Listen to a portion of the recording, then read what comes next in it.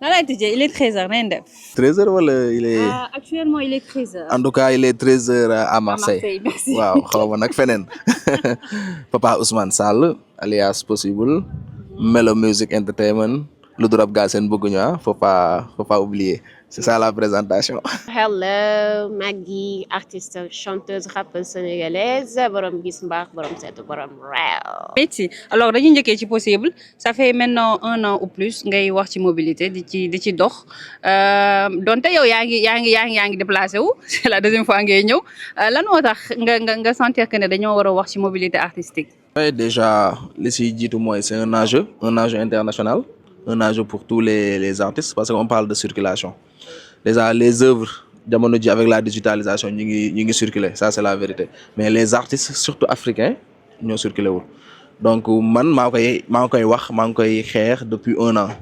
donc peut-être que je ne suis pas directement concerné mais c'est quelque chose qui concerne tous les autres acteurs culturels et moi y compris parce que mobilité finalement man en 2 points laa koy xeexee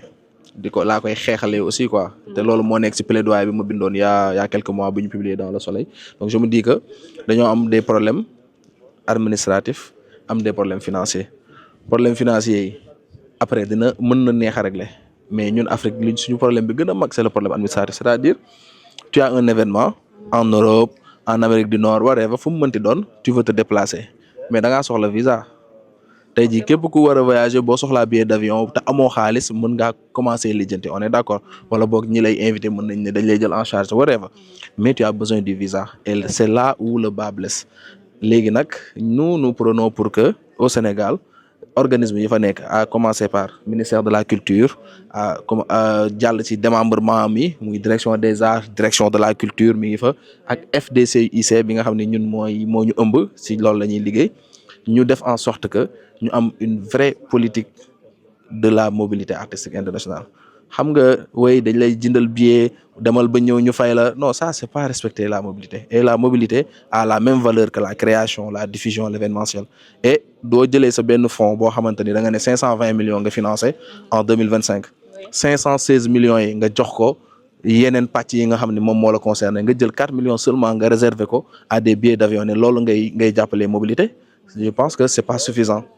et ci wàllu woowu nag la ñu war a gën a góorgóorlu d'un niveau comme d'un autre niveau muy ci ministère yi muy ci direction yi ñoom ñu xam ni mobilité du billet d'avion kese mobilité da ngay mooy jàppale sa acteur pour mu dem am li mu moom voilà donc foofu mooy xeex bi te ñu ngi koy porter au niveau national mais aussi fii bu ñu fi ñëwee dem intervention bi ma def ci panel bi nga xamante ni ci structuration de la filière en Afrique subsaharienne lay wax dont Doudou Sarr nekkoon ci panéliste yi ci loolu laa ñëw ma insister waat parce que tous les jours on a ces problèmes là les artistes ne sont pas mobiles les acteurs culturels n'ont pas cette libre circulation donc loolu on doit y remédier vite fait. ñëwaat ci aspect financier bi mais Magui yow est-ce que mës na la arrivé nga am événement nga demander visa ñu refuser la ko. Alors personnellement non amaguma situation bu mel noonu mais déjà su ma amee événement pour ma am juste le rendez-vous loolu il faut nga jouer tout un film yéeg wàcc ba sonn doog ko am léegi pour compléter li possible doon wax moi je vais juste m'appuyer sur une chose par rapport à l'organisation de l'État par rapport à comment ils s'y prennent c'est que ñoom ils ont mis la majeure partie de leur budget à la production à vraiment à la création de contenu même ci composition album yi et tout vraiment ils sont là mais ils ont pas pensé à la diffusion je pense que c'est le même problème qu'on a dans plusieurs secteurs aujourd'hui au Sénégal dañuy xalaat rek nu ñuy yokkee mbay mi nu ñuy yokkee produit mais nuñ koy conserver nuñ koy diffuser fu muy jaar pour mu yegg ci yeneen zones yi loolu def na stratégie bu bari et pour ñun la musique il s'agit de la mobilité parce que artiste bu amee li nga xamante ne moom mooy produit qu'il faut am spectacle qu'il faut pour mu mën ko jaay destination dëkkam culture bi la fay wane ni ñu mel la fay wane suñ spécificité et loolu mën na créer une vague boo xamante ne dinañ ñëw vers le pays créer des rentrées créer li nga xamante ne mooy évolution du tourisme loolu dëkk bi la amal njëriñ donc il faut que ñu gën a xalaataat li nga xamante ne mooy mobilité comme possible ni mu ko waxee les artistes en ont besoin aussi faciliter l'obtention des visas parce que loolu moom mooy waral loolu mooy tax artistes yi di mën a bouger di mën a jaay Sénégal di mën a représenter parce que boo ñëwee tey Babel tey tu as le cœur meurtri on est 3 Sénégalais parmi des dizaines d'autres représentants de chaque pays et ici il y a plus de 100 nationalités qui sont là. 100 nationalités ou vers les 100 en fait, on touche vers les 100 et chaque pays est dignement représenté. Il y a des délégations de partout dans le monde et le Sénégal est aujourd'hui représenté par nous 3 qui nous sommes autofinancés pour être là. Donc hello, réveillez-vous. Donc voilà, loolu moo nekkoon sama intervention et pour le côté artistique voilà dama ñëw défendre sama projet bu bees direction bu bees bi nga xamante ne combinaison hip hop électro ak un peu de traditionnel ak li nga xamante ne mooy guitare mandeng loolu laa ñëw wan si fii Sénégal fii internationaux yi wan leen culture sénégalaise wan leen aussi place hip hop nu mu mënee diversifié wu nu mu mënee associé wu ak yeneen genre musical. foo dem représenté ñu suñu xel dina dal parce que gis naa ne daal vraiment ni ngay wone suñu aar neex na possible sànq yaa ngi doon wax ci FDCU est-ce que FDCU dafa am budget boo xam ne dañ ko génnee ne lii pour mobilité artistique la wala pour mobilité pour acteurs yi rek. Bon déjà li ñu war a wax mooy mobilité ci mission FDCU ICE la bokk. Donc c'est ça la base comme ni mu waree financer création ni mu waree financer événementiel ni mu waree financer lu bëri noonu la ci mobilité bokkee. Tu vois, mais on prend pas la hauteur de l'enjeu c'est ça la vérité te FDCI maillon bu ndaw la sax ci chaîne bi le fait que ma koy tudd lu bëri c'est parce que fa laa bokk rek en vrai parce que tamit moom rek nañ xam moom nañ voilà moom moo ñu gën a jege moo tax ma koy tudd lu bëri mais en vérité il y a beaucoup d'autres disons démembrements de l'État yoo xam ne ñoo ci war a gën a dox quoi te loolu nag à mon avis on doit créer des dynamiques collectives maa ngi koy wax depuis plusieurs mois créer dynamique collective mooy c'est pas parce que possible moo ciy wax rek que ni moom rek a war a wax quoi tu vois c'est pas parce que possible mooy wax xëy na moom mën na wax mais yow même boo mën wax partager donc il faut qu'on s'organise à mon avis dañu war a organiser wu ñu daje ci ay plateformes yu sincères ñu waxtaan boole suñu doole tu vois ñu dem vers les autorités décisionnaires là au moins ñu def voilà ce travail de lobbying xam nga pour mbir mi mën a am ay jéego parce que quand ça va éclore bu affaire bu bënnee dëggantaan ça va profiter à tout le monde et surtout aux artistes parce que ñoom ñooy xëy ñu ne leen waaw dañoo bëgg ngeen ñëw géel ñu festival sangam wala am benn promoteur bu organiser un concert à Paris wala en Espagne ne bëgg naa Magui jouer bëgg naa Big Daddy jouer bëgg naa Taïji Sine jouer mais d'accord nga jël date bi jël salle bi booké ko mais c'est incertitude ngay nekk jusqu'au bout parce que da nga fay leer gis nañ fi Galsen Paris Show voilà GPS bi dañ ko annulé te ñoom nee nañ programme war nañ pour mois de mai donc il faut prendre en mesure tout ça là nga xam ni kat administrativement il faut aider les acteurs culturels à prendre des rendez-vous mais aussi soutenir leen par des lettres officielles par des mails aussi di appuyer carrément les demandes d'obtention de visa là pour tous les acteurs culturels voilà loolu mu man mooy dil bi donc nag y a des couacs am na ay limites am na ay problèmes yoo xamante ni ay risques la mais en vrai le nœud du sujet mooy que ni tout le monde doit pouvoir bénéficier voilà de la mobilité artistique internationale après ñu régler yeneen problème yu sew yi quoi. sànq peut-être tey possible am na possibilité di voyager bu ko neexoon ne yoonam nekku si moom mi ngi déplacé wu nice Magui même chose man même chose mais comme ni nga ko waxee rek doo xam problème bi tant que dalu la mais dafa am benn affaire tamit Magui gis nañ ne tey ñi ñuy may visa ñi daw la plupart ci art bi la soit mu nekk théâtre kat bi woykat bi fecckat bi ñooñu nañu may visa d'habitude ñuy daw est-ce que du loolu moo tax bu demee ba yenn artistes yi bëgg réellement exposer seen art bu ñu déposer tamit ñu leen di refuser. Ouais, mais moi je me dis que loolu c'est pas une raison parce que chaque histoire est différente cas bu nekk dafa différent par rapport ak naka la demee ak ñoom li leen pousser ñoom ñu daw ça leur concerne pas ñun mais loolu dina yàq aussi le fait que ñu sérieux yi ñu ngi fi yow par exemple mi jël sa billet ñëw fii donc am nga leneen lu la gën a yitteel c'est la culture sénégalaise c'est ton travail et c'est pas daw ñëw Europe pour daw non tu as une autre vision donc buñ ko xoolee noonu rek je pense que voilà du mbir yi du dem du avancer parce que dëkk bi monde bi ci boppam moo tëddee noonu secteur boo dem am na ay irrégularité am na aussi ñàkk tolloowaay donc je pense que loolu du raison boo xamante ne fondé na pour ñu taxaw ci pour bañ a maye visa parce que droit la c'est un droit humain de circuler partout foo mën a dem librement et c'est pas des exemples comme ça qui doivent servir de limite parce que ñoom par exemple bu ñu ñëw suñu dëkk yi ils ont pas besoin de ça bu doon ñun ñi ngi xool ñu octroyer visa ñu ñëw toog illégalement ce serait pas égal doo daw mais di nga bëgg a toog profiter ci ceeb yi ci suñu plage yi ñu bari dañuy ñëw sax dem ba jënd ci suñuy suuf yi te ñun duñu am yenn espace yi tout ça pour montrer que nous aussi on est open mais il faut que effort bi aussi jóge ci ñaari sens yëpp loolu mooy tax collaboration équitable et efficiente mën a am ci ñaari côté yëpp voilà. Même question sànq yaa ngi doon wax naan autorités yi pourquoi pas ñuy appuyer bu ñuy demander visa mais autorités yi tamit bu dee dañ la appuyer nga ñëw toog fii tamit est-ce que limite duñ bañ a duñ arrêter appuyer bu ñuy appuyer gars yi. waaw là tu parles de la crédibilité en vrai et lu am solo la je pense que dernier panel bi ñu def ak waa wi management bi ñuy wax ci mobilité on a soulevé ça quoi mooy le problème de la crédibilité il faut que aussi ñu waxante dëgg yaana tu vois donc mais c'est pas spécifique aussi au secteur de la culture ba nañ ko xam te récemment ay mbër dem nañu festival Espagne jaaree noonu ba léegi nii promoteur bi mi ngi jotee ak ñoom donc ay tolluwaay la d'une personne à une autre ku si nekk am nga si ay sensibilités yoo xam ne yaay dox si loolu mais la chose est que culture dafa war di bouger les acteurs culturels dañoo war di bouger on doit mettre le paquet si condition yooyu noonu d'épanouissement wu artistes yi au niveau local ba nga xamante ni ñoom bu ñu demee am fa seeni cachet dinañ sawar a ñibbi si waat defaat li ñuy def en fait y en a qui circulent qui reviennent mais tu vois mais par contre on a des exemples yoo xam ne ñu ngi dem ñu ngi ñëw nice tu vois ñu ngi Magui mi ngi nii xam nga HTBS mi ngi war a jouer Paris le 5 avril par exemple Amadeus mi ngi dem nii et pourtant par exemple Amadeus cas d'école la je me rappelle il y a 1 ou 2 ans visa bi mu njëkk a déposé waroon a jouer à Paris dañ ko refusé woon tu vois et il y a même boo demee en 2018 ou 2017 je pense même nit dafa amoon na problème boobu noonu waroon a jouer Torino si je ne m'abuse mu amoon problème mu récupérer son passeport pour am ci visa pour mën a jouer honorer date yooyu noonu donc tous ces problèmes là xam nga mooy li ñu war a régler léegi nag disons faiblesse yi voilà léegi nag faiblesse yi nag du tere aussi combat bi mu continuer di am valeur bi mu am mu continuer di am poids bi mu am en fait jarul ruus refuser nañ ma visa mais jarul ruus en fait c'est un combat que tu dois mener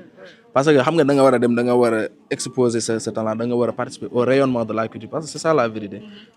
un acteur culturel sénégalais qui va à une foire ou à une rencontre internationale culturelle day exposer le Sénégal aujourd'hui gars yi bu ñu ko gisee suñu badge yi lan lañ ñëw vous venez du Sénégal ok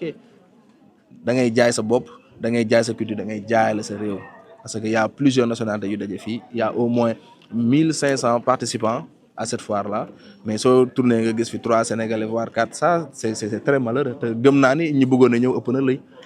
voilà.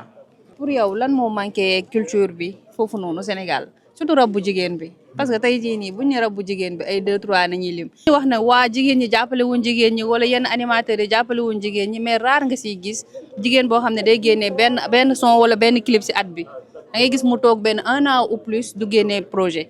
tey boo ñëwee ba gis yenn salon yi nii nga gis jigéen ñi bëri fi lan ngay am envie wax sa moromu jigéen parce que yow bokkoo si yow yaa ngi liggéey. waa ne maa ngi liggéey mais ba ma gisee ak possible dem ba lu ma njëkk a laajte mooy ndax génnewoo lu tax génnewoo genre j'imagine que c'est la même question que tout le monde se pose et loolu moom moo lay pousser yow tey ba nga wax ne jigéen ñu bëri at bi benn yoon lañ ciy génne alors que ça peut être